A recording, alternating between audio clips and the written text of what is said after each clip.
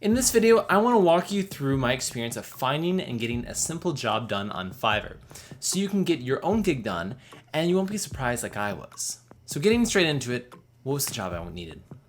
Well, with school starting back up, I wanted to market my tutoring business. Holistictutoring.org, by the way. Now, thanks to 2020, I wasn't limited to just where my car could carry me like I had in years past. Now, I could market myself to any school across the country.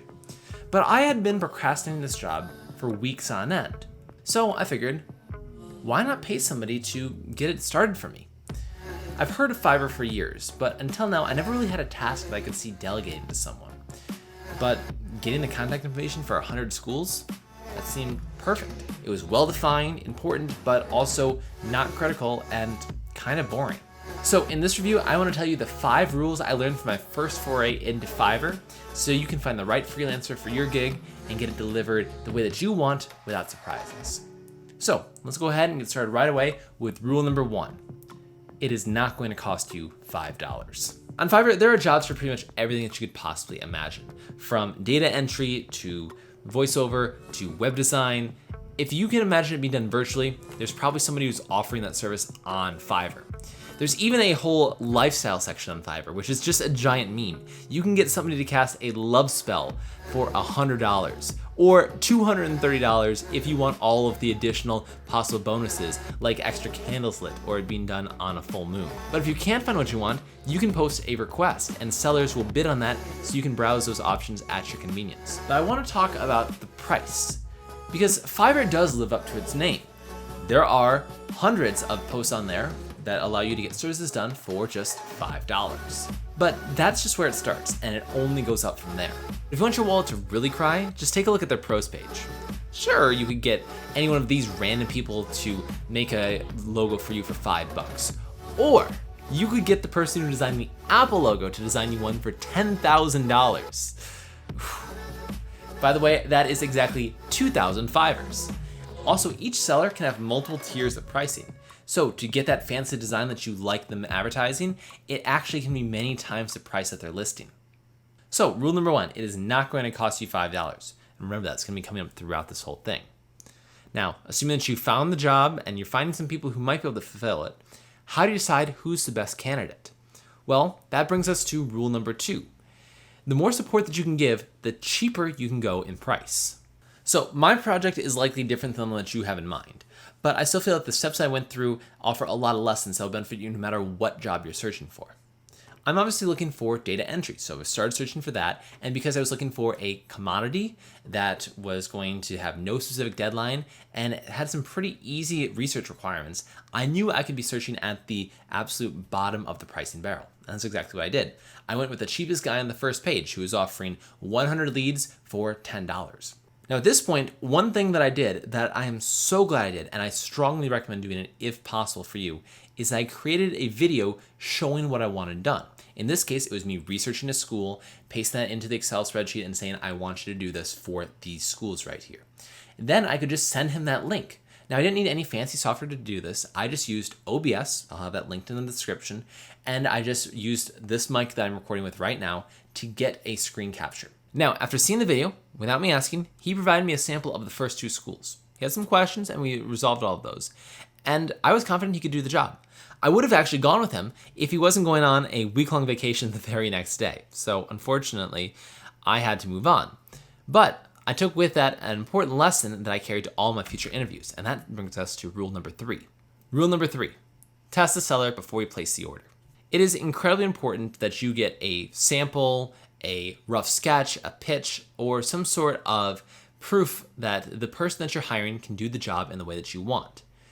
For me, I made sure that everyone I interviewed did the first 2 schools so I could check them for accuracy and understanding of the task. Now, I didn't have any sellers complain about this. It was a small, reasonable thing to make sure that they could do the work, and my job was pretty easy in that sense. But one thing that I did notice is that I had another sneaky occurrence of rule 1, because you're not going to get out of here for $5. Every seller is going to try to negotiate you to a higher price. Wanted to hear early? Well, that's going to be $5. You want that extra data? That's going to be another surge charge. Ooh, you know what? You want the source files for this? I'm sorry, I'm going to have to charge you for that as well. you're not going to get out of here for $5. I had a guy who listed any type of data entry for $25. He quoted me $60. I had another person who said 100 data entries for $10. She quoted me $40. They say please, that you want to get more money for the job, and that's fine. That's fair. But I had a strict rule that I was going to get out of there for that $10 to $25 price range, and I was not budging on that. So anything over that was an automatic no, and I was willing to hold out for the deal. And that brings us to requests, which is one of these underrated features that I don't see publicized nearly enough. If you click on your profile, there's a little option that says post a request, and this flips the dynamic on its head. Now, rather than you sending messages to sellers are going to send messages to you, bidding on whatever you want to be done. I felt like I was the prince at the party because after one day, I had a simple task. Yours might be different. But after one day, I had 63 people who had bid on my service. Now, some of these were absolutely outrageous. I don't care who you are, unless you are Ed Sheeran, actually, and you are going to be singing to me while you do it. I am not paying you $2,500 to do a Google search for me. I ended up going with the first guy that I saw on the list who bid $5 to the price. Now, of course, rule number 1 came up again. I did not pay him $5 because that $5 was for 50 data entry and I wanted 100 schools. So that automatically raises it up to 10. But then because I asked for the mascot, he realized it was more work, and then he quoted me $20, so we split the difference at 15. And I had my guy. I knew he could do the task. I was comfortable with the price. It was in my price budget, and I was all set to go. He gave me the custom order. I was ready to check out, and that's when rule number 1 popped up again. You're not getting out of here for $5. In fact, you actually cannot get out of here for $5 because Fiverr adds a surcharge fee to every single purchase you make. This is what they say. The current fees assessed to the total purchase amount are $2 on purchases of up to $40 and 5% on purchases above $40. So that's right. It is actually impossible to get a job done on Fiverr for $5. The cheapest you can possibly go is $7 because of that service charge. But we know rule 1. It's par for the course. Pay the money. It's not that bad. Freelancer hired. Gig booked. We're all set. And now you're ready for the harsh truth that is rule number 4. Rule number 4. You're not going to like something that they do. In Fiverr, you don't always get what you pay for. What matters most is who is doing the work. There are a few hidden gems who price their service way below what it actually should be, and there are many people who are just bad apples pricing their service way above the price because they don't know cents from cents. Instead, what matters are those revisions. And this is not a step that I planned nearly well enough. What happened was, on the first pass, he got it to about 98% completion. But the problem was about 20% of that data was incorrect. Now, these were small, simple mistakes. Maybe it was an incorrect URL, or he got a different school with the same name, or he got the URL, but he didn't copy in the actual principal's name and contact information. So I had to go through and using Google Sheets, which thank God I used that. I highly recommend that because I was able to just comment on it. I had to go through and check his work. But the thing is, by the time I checked the work to see if it was correct, I could have just gone and fixed the work myself. So it made no sense for me to tell him that there was a problem because I could just change it right then and there. That's why I would say that if I was to do it again, I would set up a check along the way to say, hey, do the first 10 of these and then stop. Let me know when you're done so I can check your work and I can spot any problems that you're making along the way and then do the rest. That way, it didn't become an overwhelming thing. I couldn't go through and check all 100 of them because we'd be there for basically as long as it took for him to do the job. But the one step that saved me on this specific task was having him show his work. I made sure that he pasted the URL that he got the contact information from so I could check it easily. So it's lesson learned. You're never going to get things right the first time, and it's important to have that check built in place to understand how you can catch mistakes before they happen, if they get through, what to do about them, how you're going to comment them, let them know that they exist, and if the job gets done, what are you going to do if there are still mistakes there at the end? Because that happened with me. I just had to finish the order because I realized I could just do this myself faster.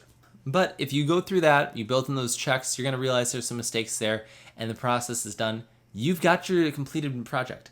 But still, you're not done with rule 1 because there's one final thing.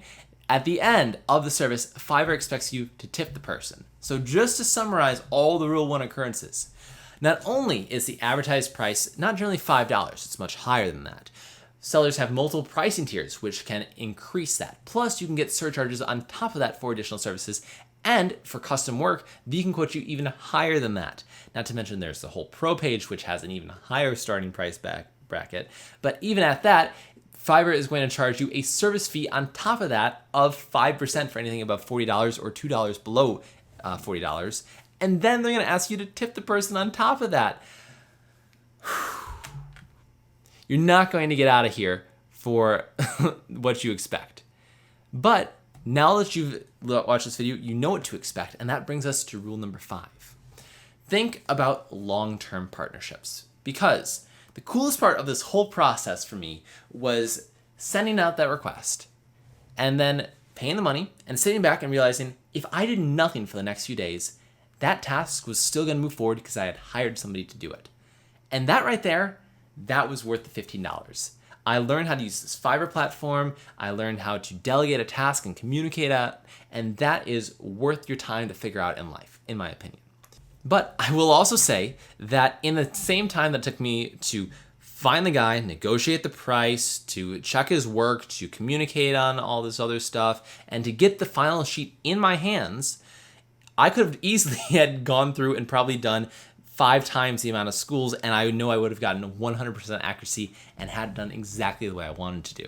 It wasted a lot of time negotiating back and forth looking for that stuff. So if I could do it again, I would make sure I was looking for somebody who I could see that long-term partnership with, who I could see hiring for multiple schools, because that would save me time in the future.